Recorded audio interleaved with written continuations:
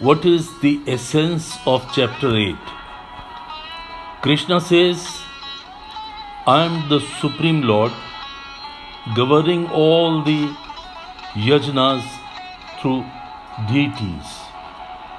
For their own good, people remember me and dedicate all their deeds to me instead of being always keen to ripe the fruits of the yajnas. There are 28 verses in this chapter, which is also known as Akshar Brahma Yoga.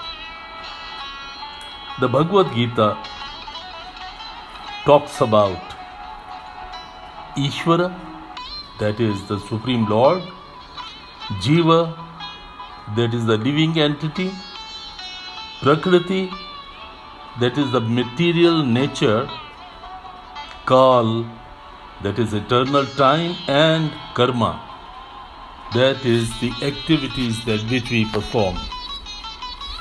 Now, shlok-wise revision of chapter 8 is as follows. Shlok 1 to 7, Arjun asks 7 questions regarding Brahma, Adhyatam, and Karma. Shlok 8 to 22, the subject of Bhakti Yoga is discussed. Shlok 23 to 28, the bright and dark paths are explained before the death. So Lord Krishna says that there are 2 paths which are adopted by the soul after death. Now I shall read from Shlok 1 to 28 of this chapter, English translation. It's a very simple English translation. Arjun said, Purushottamam, who is Brahma? What is Adhyatam? What is Karma? What is known as Adhibhut? And what is Adhidev?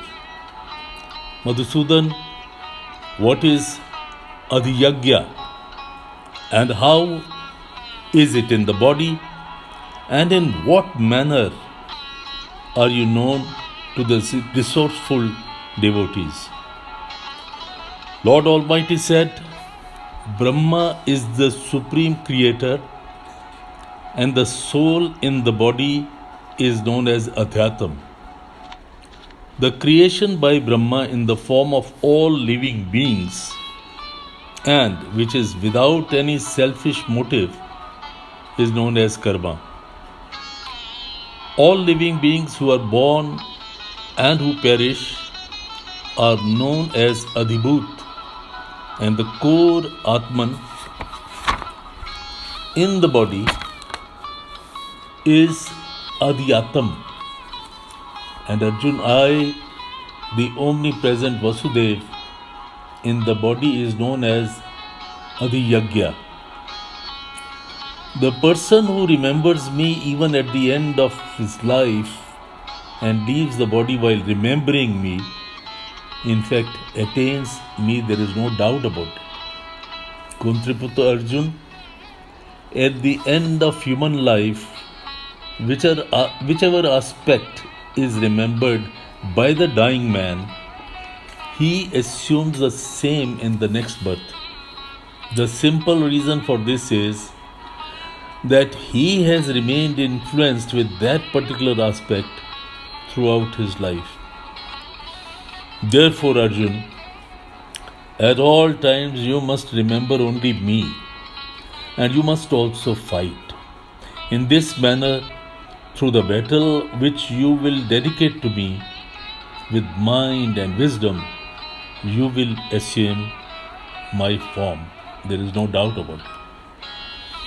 Path, it is the law of nature that the person who practices yoga with continuous concentration of mind eventually assumes the form of the brightest of all, the Supreme Lord Himself. The person who always meditates on the Almighty as Supreme Person, who knows everything, is just minutest and creates and sustains all beings and are also emanating the light like the sun and is beyond knowledge.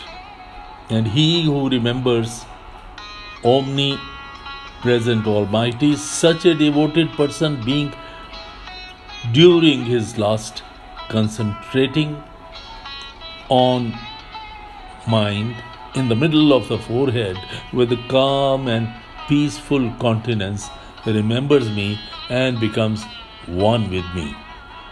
I will now briefly explain to you the divine order in which the knowledgeable persons who understand the Vedas and call that prime divine order the unperishable and seek to attain this divine order practice celibacy. The person who controls all his senses and brings his mind to a meditative mode and fixes prana, the life force, with the conquered mind to the forehead and thereafter keeps on chanting Om, the one word which signifies the universe, and meditates on my form in the end, attains salvation. Arjun, the person whose mind is always full of thoughts about me and who is engaged in remembering me and my manifestations, I am indeed easily approachable to him, or he achieves me without any difficulty. The sages who have achieved prime siddhi attain my form and eventually are free from the world of sorrow. They are not born again. Arjun, all the lokas, including the Brahmalok, move into a cycle of birth and death. However, he who attains me become free from this cycle, because while all these lokas, due to their own limited time, are temporary, I, being out of these time limits, I am immortal. One day of Brahma is equal to 1000 cycles of the 4 yugas. According to Hindu philosophy, the world moves in a cycle of 4 yugas: Satya Yuga, Dwapar Yuga, Treta Yuga, or Kali Yuga. And one might also understand that one night is equal to 1000 cycles of Yuga. Persons who understand this perspective are in fact aware of the basic nature of time. All living beings in the beginning of the day of the Brahma emerge from the minute form of Brahma, and in the night merge into the same minute form. Parth, these very living beings repeatedly are born and then are merged and born again. The invisible form, which is beyond human vision, beyond any description, and which cannot be destroyed even when the entire universe is annihilated, what is known in words as beyond descriptions or explanation, and is in fact the immortal and inexplicable attribute, is my prime abode, and people who realize it do not need to come back again. Parth, the Almighty, in which all the beings are present, and the Almighty that pervades the whole of the universe, is achievable by man only through his whole-hearted devotion. Arjun, now I'll explain to you which are the times in which, if a person passes away from this world, he comes back, or which are the times when he does not come back. Those who breathe their last under the influence of fire god, the god of the day, and in auspicious time during the 6 months when the sun travels in the north, are helped by the aforesaid gods to achieve the supreme Brahman. But those who breathe their last under the influence of moonless fortnight or in the 6 months when the sun goes towards the south, go to heaven, but eventually come back to the earth as soon as the fruits of their good deeds are exhausted. There are 2 types of deaths in this world, according to scriptures. One is the lighted one, while the other one takes the darkness place. When one goes through the light, he does not come back, but when one goes through the darkness, he needs to come back again to this earth. Parth, the person who understands these 2 roots from its essence, does not fall prey to the holy illusions of the world. Therefore, Arjun, you must practice stable mindedness at all times and work out ways and means to attain my status.